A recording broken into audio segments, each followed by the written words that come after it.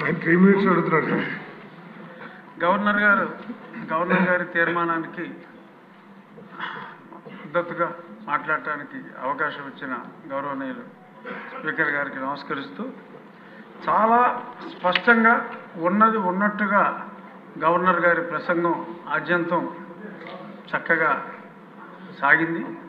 అందులో చాలా అంశాలని చాలామంది స్పృశించారు కాబట్టి నేను 2-3 అంశాల గురించే చర్చిస్తానంటే, అందులో ముఖ్యమైనది రుణాల గురించి ఎలా అస్తవ్యస్తమైంది, అలాగే గనుల్లో 19,000 కోట్లు దోపిడీకి ఎలా గురైంది, మద్యంలో ఎన్ని వేల కోట్లు బెవరేజెస్ కార్పొరేషన్కే ఆదాయం వచ్చి ప్రభుత్వ ఆదాయానికి గండి కొట్టిన విధానం, ఇవన్నీ కూడా చాలా స్పష్టంగా గవర్నర్ గారు తన ప్రసంగంలో పేర్కొన్నారు. మరి వాటన్నిటి మీద అంత క్లియర్గా గవర్నర్ గారు గత ప్రభుత్వంలో అంటే 2019 నుంచి 24లో ఇది జరిగింది అని అన్నప్పుడు, మరి దాన్ని పరిగణలోకి తీసుకొని దాని మీద ఏదన్నా విచారణ చేయవలసిన అవసరం ఉంటే అది విచారణ జరిపించాలని నా మొదటి అభ్యర్థన. తర్వాత ఈ శాంతి భద్రతల గురించి కూడా చాలా స్పష్టంగా మాట్లాడుతూ, ఒక పాలన ప్రతీకార రాజకీయం అనే అంశం మీద కూడా గవర్నర్ గారు వారి ప్రసంగంలో మాట్లాడటం జరిగింది. ఇది స్పెసిఫిక్గా ప్రత్యేకంగా చూడవలసిన అంశం అధ్యక్ష.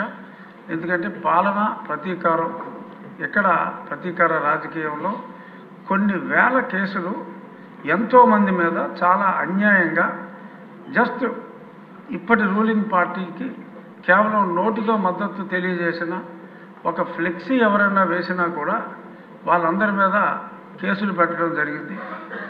ఈ కేసుల గురించి చెప్పాలి అంటే మరి నా మీదే ఒక 14, మరి చెప్పచ్చో లేదో తెలియదు కానీ మరి అన్యాయంగా పెద్దలు శాసనసభాపతి గారి మీద ఒక 16, 18 అలా ఎంతోమంది మీద, మరి లోకేష్ గారి మీద ఆయన యువగలం అని వెళ్తూ ఉంటే ఇలా రకరకాలుగా కొన్ని వేల కేసులు అన్యాయంగా బనాయించడం జరిగింది. అది కేవలం రాజకీయ ప్రేరేపిత కేసులు, సబ్స్టెన్స్ లేని కేసులు.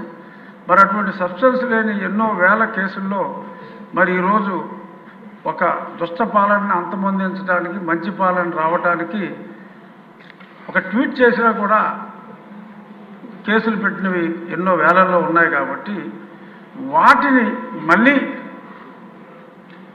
అంత law will take its own course of action ఇటువంటి రొటీన్ డైలాగులు కాకుండా ఒక నిర్ణయం తీసుకొని సమిష్టిగా ఆ నిర్ణయం ద్వారా, ఎందుకంటే గవర్నర్ గారే స్పష్టంగా పేర్కొన్నారు కాబట్టి ఆ నిర్ణయం ద్వారా ఈ అన్యాయంగా కేసుల్లో ఇరుక్కున్న వారికి స్వాంతన చేకూర్చే విధంగా మరి చేయాలి.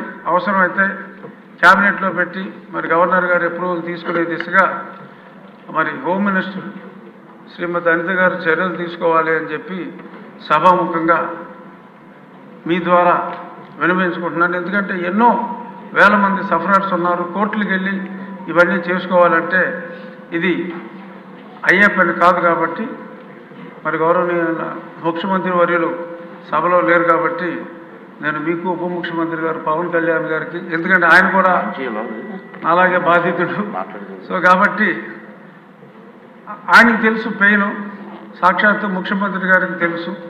సో కాబట్టి చిన్న చిన్న వాళ్ళందరినీ కూడా అన్యాయంగా ఇరికించారు. కాబట్టి వేలాది కేసుల నుంచి బయటపడాలి. అలాగే మరి గత ప్రభుత్వంలో కొంతమంది సఫర్ అయిన వాళ్ళకి అప్పుడు పోలీస్ సెక్యూరిటీ ఉంటే, మరి ఇప్పుడు ఈ ప్రభుత్వంలో ఉన్న ఎమ్మెల్యేలకు కూడా మరి కొంత సెక్యూరిటీ తొలగించడం జరిగింది. ఫర్ ఎగ్జాంపుల్ ఇందాక మాట్లాడిన రెడ్డప్ప గారు మాధవ్కి మరి 2+2 ఉంటే 1+1 చేశారు. కడప లాంటి ప్రాంతంలో ఒక మహిళ పోరాడుతూ ఉంటే మరి 2+2ని 1+1 చేయటం, ఇలాంటి కొంతమంది వాళ్ళు చెప్పుకోలేని ఉంటాయి.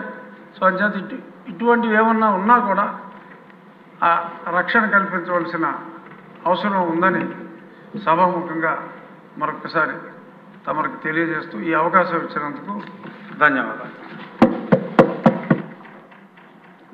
గౌరవనీయులు సోదరులు